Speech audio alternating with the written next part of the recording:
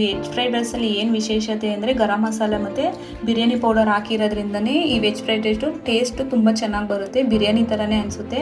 ಈ ವಿಡಿಯೋನ ಎಲ್ಲೂ ಸ್ಕಿಪ್ ಮಾಡ್ದಂಗೆ ಕೊನೆ ತನಕ ನೋಡಿ. ಹಾಯ್ ಫ್ರೆಂಡ್ಸ್, ನಾನು ನಿಮ್ಮ ಚೈತ್ರ ಕಿಚನ್. ನೀವು ನೋಡ್ತಿದ್ದೀರಾ ಚೈತ್ರ ಕಿಚನ್ ಯೂಟ್ಯೂಬ್ ಚಾನಲ್. ನಾನಿವತ್ತು ರೆಸ್ಟೋರೆಂಟ್ ಸ್ಟೈಲಲ್ಲಿ ಫ್ರೈಡ್ ರೈಸ್ ಮಾಡೋದು ಹೇಗೆ ಅಂತ ಹೇಳ್ಕೊಡ್ತೀನಿ. ನಾನು ಫ್ರೈಡ್ ರೈಸ್ ಮಾಡೋದಕ್ಕೆ ಬೀನ್ಸ್ ತೊಗೊಂಡಿದ್ದೀನಿ. ಈ ಥರ ಚಿಕ್ಕ ಚಿಕ್ಕ ಕಟ್ ಮಾಡಿ ಇಟ್ಕೊಳ್ಳಿ. ಕ್ಯಾರೆಟು ಅಷ್ಟೇ, ಅದನ್ನು ಚಿಕ್ಕ ಚಿಕ್ಕ ಕಟ್ ಮಾಡಿ ಇಟ್ಕೊಳ್ಳಿ. ದಪ್ಪ ಮೆಣಸಿನ್ಕಾಯಿ ಇದನ್ನ ಈ ಥರ ಸ್ಲೈಸಸ್ ಆಗಿ ಕಟ್ ಮಾಡ್ಕೊಳ್ಳಿ. ಎಲೆಕೋಸು, ಈರುಳ್ಳಿ 3 ಮೀಡಿಯಮ್ ಸೈಜದು, ಕೊತ್ತಂಬರಿ ಸೊಪ್ಪು. ನಾನಿಲ್ಲಿ ಮಸಾಲ ಐಟಮ್ಗಳು ಬೆಳ್ಳುಳ್ಳಿನ ಸಣ್ಣಕ್ಕೆ ಈ ಥರ ಕಟ್ ಮಾಡಿ ಇಟ್ಕೊಂಡಿದ್ದೀನಿ. ಈ ಫ್ರೈಡ್ ರೈಸಲ್ಲಿ ಈ ಬೆಳ್ಳುಳ್ಳಿನೇ ಟೇಸ್ಟ್ ತುಂಬ ಚೆನ್ನಾಗಿ ಕೊಡುತ್ತೆ. ಶುಂಠಿ ಬೆಳ್ಳುಳ್ಳಿ ಪೇಸ್ಟು ಸ್ವಲ್ಪ ತೊಗೊಳ್ಳಿ, ಒಂದು ಚಿಕ್ಕ ಸ್ಪೂನಷ್ಟು. ಅಚ್ಕಾರದ ಪುಡಿ, ಮೆಣಸಿನ ಪುಡಿ, ಸೋಯಾ ಸಾಸು, ರುಚಿಗೆ ಉಪ್ಪು, ಬಿರಿಯಾನಿ ಪೌಡರು, ಗರಂ ಮಸಾಲೆ. ಈ ಫ್ರೈಡ್ ರೈಸಲ್ಲಿ ಏನು ವಿಶೇಷ ಅಂದರೆ ಫ್ರೈಡ್ ರೈಸ್ಗೆ ಹಾಕ್ತಿರೋದು ಗರಂ ಮಸಾಲ ಮತ್ತು ಬಿರಿಯಾನಿ ಪೌಡರ್ ಹಾಕ್ತಿರೋದ್ರಿಂದ ಈ ಫ್ರೈಡ್ ರೈಸು ಟೇಸ್ಟ್ ತುಂಬ ಚೆನ್ನಾಗಿ ಬರುತ್ತೆ. ಈಗ ಹೇಗೆ ಮಾಡೋದು ಅಂತ ನೋಡ್ಕೊಬರೋಣ ಬನ್ನಿ. ನಾನು ಫ್ರೈಡ್ ರೈಸ್ ಮಾಡೋದಕ್ಕೆ ಅಗಲವಾಗಿರೋ ಬಾಣಲಿ ತೊಗೊಂಡಿದ್ದೀನಿ. ಅಗಲವಾಗಿರೋ ಬಾಣಲಿನೇ ತೊಗೊಳ್ಳಿ. ಎಣ್ಣೆ ಸ್ವಲ್ಪ ಜಾಸ್ತಿ ಹಾಕೊಳ್ಳಿ, ಟೇಸ್ಟ್ ಚೆನ್ನಾಗಿರುತ್ತೆ. ರೈಸ್ನ ನಾನು ಮಾಡಿಟ್ಕೊಂಡಿದ್ದೀನಿ, ತಣ್ಣಗಾಗಬೇಕು ರೈಸು. ಅದರಿಂದ ಎಣ್ಣೆ ಕಾದಿದೆ, ಈರುಳ್ಳಿ ಸೇರಿಸ್ಕೊಳ್ತಾ ಇದ್ದೀನಿ. ಈರುಳ್ಳಿನ ಜಾಸ್ತಿ ಹಾಕೊಳ್ಳಿ, ಟೇಸ್ಟ್ ಚೆನ್ನಾಗಿರುತ್ತೆ. ಇದು ಮಕ್ಕಳು ಲಂಚ್ ಬಾಕ್ಸ್ಗೆಲ್ಲ ತುಂಬ ಚೆನ್ನಾಗಿರುತ್ತೆ. ಮಕ್ಕಳು ಇಷ್ಟಪಟ್ಟು ತಿಂತಾರೆ. ತರಕಾರಿಗಳೆಲ್ಲ ಇದರಲ್ಲೇ ಇರುತ್ತಲ್ಲ, ತರಕಾರಿನೂ ತಿಂತಾರೆ.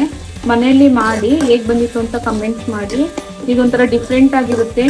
ಇದಕ್ಕೆ ಡಿಫ್ರೆಂಟ್ ಆಗಿರುತ್ತೆ. ಬಿರಿಯಾನಿ ಪೌಡರ್ ಮತ್ತು ಗರಂ ಮಸಾಲೆ ಸೇರಿಸ್ತಾರೋದ್ರಿಂದ ಈ ಫ್ರೈಡ್ ರೈಸು ಸೇಮ್ ಸ್ವಲ್ಪ ಬಿರಿಯಾನಿ ಟೇಸ್ಟೇ ಕೊಡುತ್ತೆ.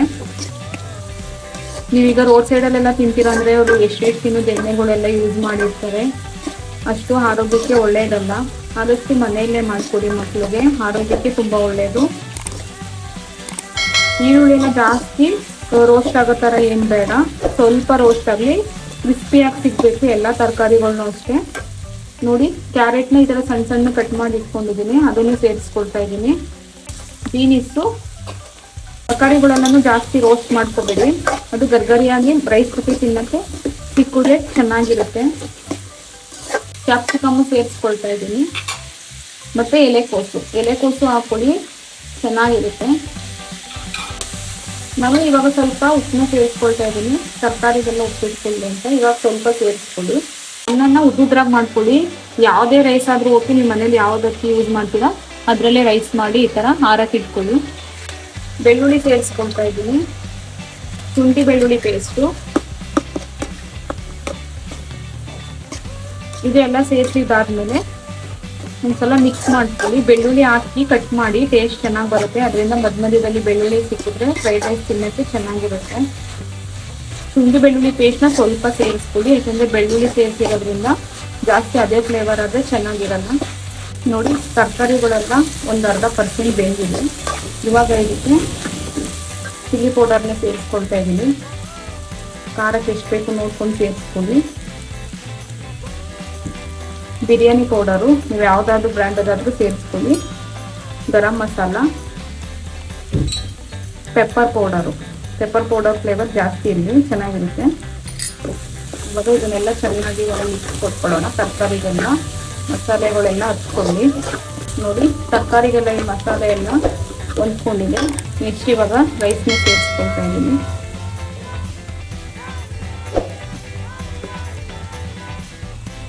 ರೈಸ್ನ ಸೇರಿಸ್ಕೊಂಡಿದ್ದಾದ್ಮೇಲೆ ಸೋಯಾ ಸಾಸ್ನ ಹಾಕ್ಕೊಳ್ತಾ ಇದ್ದೀನಿ. ಆವಾಗಲೇ ಸ್ವಲ್ಪ ಉಪ್ಪು ಹಾಕಿದ್ದೀನಿ, ಇವಾಗ ಸ್ವಲ್ಪ ಉಪ್ಪನ್ನ ಹಾಕ್ಕೊಳ್ತಾ ಇದ್ದೀನಿ.